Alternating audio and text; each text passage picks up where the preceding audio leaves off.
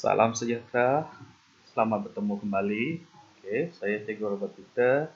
Hari ini kita akan belajar bab 2 tentang catapai. Hari ini apakah yang akan kita pelajari? Yang pertama, menerangkan ciri-ciri dan kegunaan catapai. Yang kedua, membina catapai berdasarkan jadual. Ini yang saya akan terangkan nantilah. Sebagai info sebelum kita mula pelajaran kita, catapai dicipta lebih 200 tahun yang lalu oleh seorang ahli graf statistik yaitu William Levy pada tahun 1801. Coba bayangkan sudah lebih daripada 200 tahun catapai ini sudah ada, sudah dicipta. Coba bayangkan sehingga sekarang catapai ini masih sangat berguna dalam kehidupan seharian kita. Apa itu catapai? Catapai ialah sejenis gambar rajah atau perwakilan grafik untuk memaparkan pembahagian atau pecahan data dan maklumat dalam bentuk bulatan yang dibahagikan kepada beberapa sektor. Ciri-ciri yang ada pada sebuah catapai ialah yang pertama, setiap sektor mewakili maklumat tertentu. Kedua, saiz sudut sektor setiap sektor berdasarkan kuantiti maklumat. Yang ketiga, nilai setiap sektor dinyatakan dalam peratus. Dan seterusnya, nilai keseluruhan bulatan ialah 360 yang mewakili 100%. Mempunyai tajuk, petunjuk, dan menyatakan jumlah keseluruhan kuantiti maklumat. Itu adalah ciri-ciri sebuah catapai. Yang seterusnya kita tengok kegunaan catapai. Yang pertama, mewakilkan data kepada informasi yang lebih mudah dan menarik. Dua, menunjukkan perbandingan data dan maklumat dengan lebih jelas. Ketiga, menggambarkan taburan data dan maklumat. Keempat, membuat pembacaan yang lebih efektif. Seterusnya, memudahkan rumusan dibuat sesuai untuk menunjukkan perwakilan data seperti sumbangan sektor ekonomi kepada pendapatan negara, negara asal pelancong asing ke Malaysia, ataupun destinasi import atau ekspor utama Malaysia.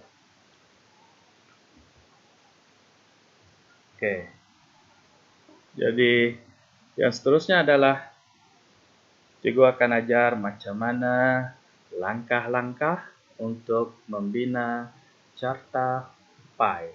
Langkah-langkah membina catapai. Biasanya jadwal akan diberi. Kemudian sama ada jadwal itu sampai sini sahaja. Tidak ada peratusan, tidak ada saiz sudut sektor diberikan. Jadi para pelajar pandai-pandailah tambah sendiri jadwal itu dengan menambah peratus dan juga saiz sudut sektor. Macam mana kita hendak mencari peratus di sini?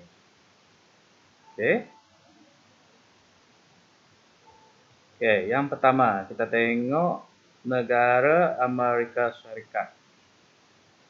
Jumlah pelancong 11.842 ini bahagi dengan jumlah besar 347, 197, kemudian darabkan dengan 100. Ya, maka dapatlah 3/100. Oke. Kemudian seterusnya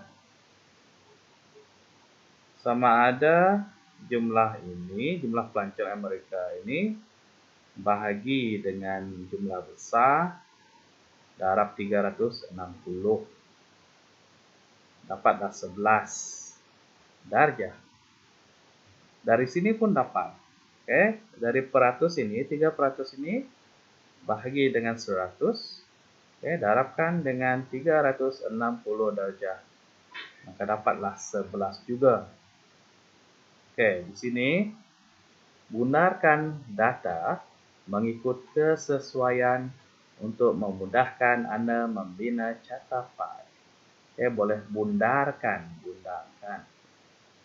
Oke, seterusnya kita lihat bagi negara Jepun. Kita tengok negara Jepun ada 238.378 bahagi kepada 347.197 darab dengan 100. Maka dapatlah di sini 69. 69. Seterusnya, size sudut sektor bagi pelancong di negara Jepun. Untuk mencari size sudut sektor, cara di sini adalah 69% itu tadi, 69 bahagi dengan 100 darab dengan 360, maka dapatlah di sini 248 darjah. Oke. Nah, sekarang saya mau para pelajar coba untuk mencari nilai peratus semua negara yang ada di sini dan juga size sudut sektornya sekali, dengan menggunakan kalkulator. Coba cari sekarang dengan menggunakan kalkulator. Coba cari nilai peratusan dalam jadwal ini dan juga size sudut sektornya. Lepas ini nanti cikgu akan bagi jawabannya dan coba cek sama ada jawaban Anda betul ataupun tidak. Sudah? Oke. Jadi kita tengok jawabannya. Oke, inilah jawabannya bila sudah dicari semua nilai peratus dan size sudut sektornya tadi. Oke. Adakah jawaban ini sama dengan jawaban yang Anda dapat? Oke, bagus. Oke, harap semua dapat mencari peratusan dan size sudut sektor ini tadi. Oke, seterusnya ini ada satu lagi contoh. Oke, macam mana mencari peratus dan juga size sudut sektor. Oke, cara yang lain adalah bilangan jenama kendaraan. Contohnya tadi yang pertama 137.225 bahagi dengan 326. Jumlah E ini bahagi dengan jumlah besar, darab dengan 100. Maka Anda akan dapat 42%. Kemudian menggunakan ini lagi, jumlah kendaraan E bahagi jumlah besar, yang ini darab dengan 360. Dapatlah 151 darjah.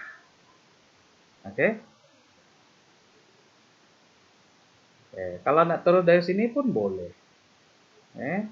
Tetapi jika berlaku kesilapan pengiraan di sini, dia boleh menyebabkan sudut sektor di sini akan salah terus.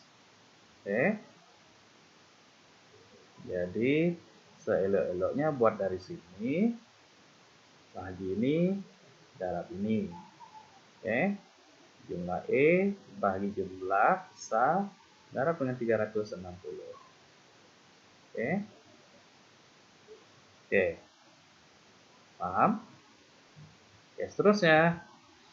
Macam mana kita nak membina capai? Oke. Langkah 1. Gunakan jejari 5 cm.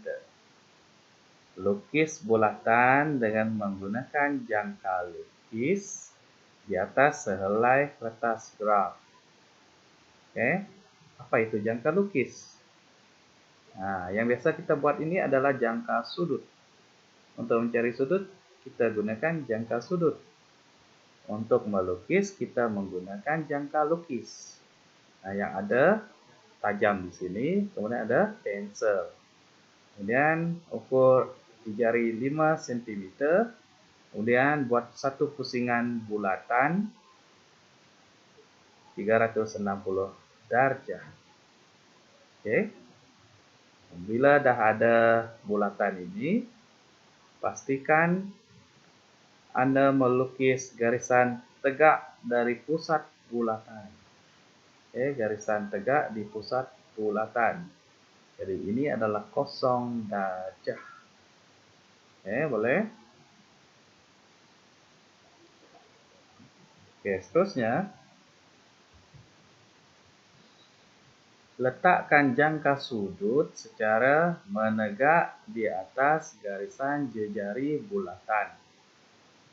Oke. Protektor letak di atas sini. Ya, letak betul-betul di atas 0 darjah. Oke, kemudian ukur 0 darjah sehingga 150 darjah. Oke. Kita tengok balik jadual tadi. Kita sekarang mencari sudut sektor. Oke, kita cari sudut sektor dahulu.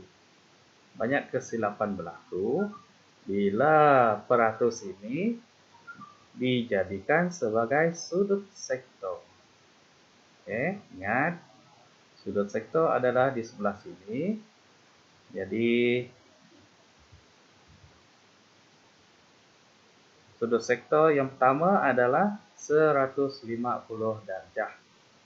0 sampai 151 darjah. Kemudian 0 darjah itu di jangka sudut tadi. 0 pada jangka sudut letak bermula di sini lagi. Oke? Bermula di sini. 0 pusing sampai ke 101 darjah. Sampai 101 darjah. Oke? Kemudian pusing lagi jangka sudut itu. Bermula 0 lagi di sini. Pusing. Sampai yang seterusnya.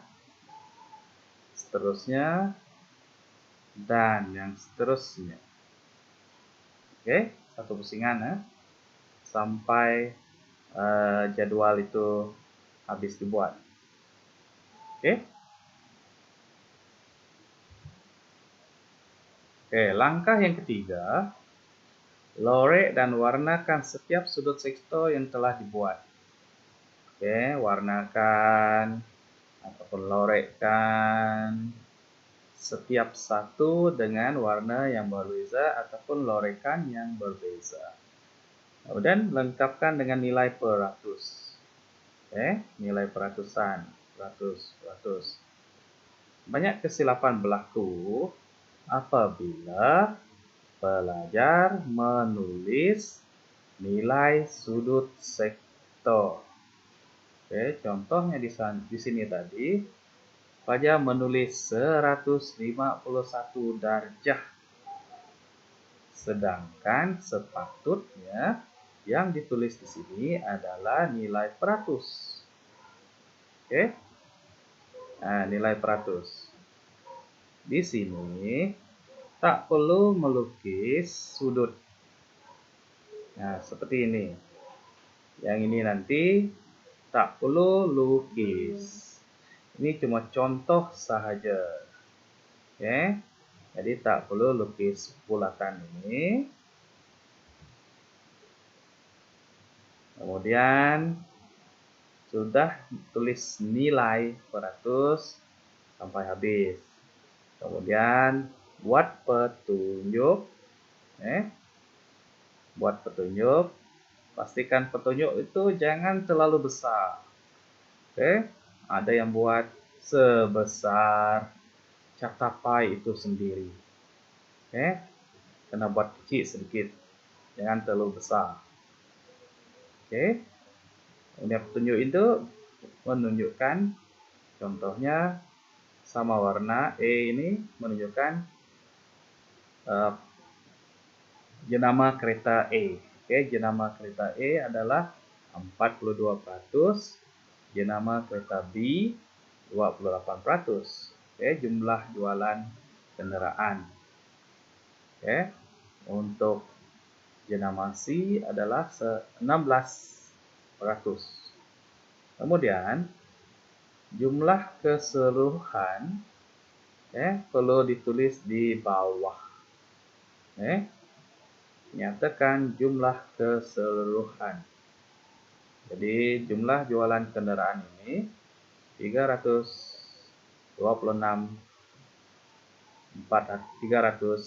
unit. 340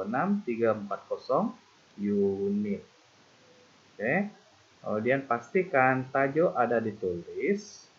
Kalau tajuk tidak ditulis, catapai ini tidak membawa makna. Catapai tidak membawa makna. Oke? Paham? Ada soalan? Seterusnya, nah kita coba menjawab soalan ini. Ciri-ciri sebuah catapai. E ini apa jawabannya?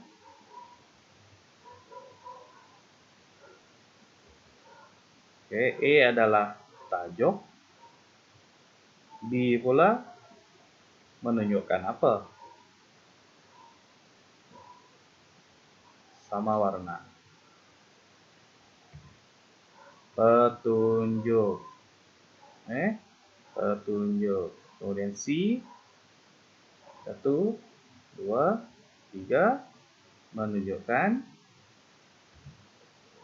label nilai sektor. Kemudian D adalah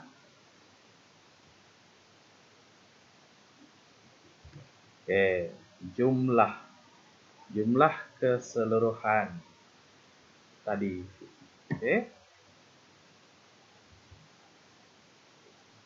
Sekiranya Anda sudah paham, sekarang rujuk jadwal ini, kemudian coba bina sebuah catapai yang lengkap. Bina sebuah catapai yang lengkap berdasarkan jadwal ini. Sebelum kita membina sebuah catapai, kita kena cari dulu nilai peratus. Nilai peratus dan juga size sudut sektor. Size sudut sektor. Jadi jadwal ini kena tambahlah. Tambah sendiri bahagian peratus dan juga size sudut sektornya. Jadi macam mana cari? Tadi cikgu udah beritahu langkah-langkahnya. Contoh penipuan bahagi dengan jumlah besar darab dengan 100. Kamu dapat nilai peratus. Seterusnya untuk mencari size sektor, jumlah penipuan ini bahagi dengan jumlah besar darab dengan 360 derajat. Dah siap jadwal ini, barulah Anda boleh membina sebuah catapai. Oke? Oke, kalau tak ada soalan, itu saja untuk hari ini. Jumpa lagi pada pelajaran yang akan datang. Terima kasih.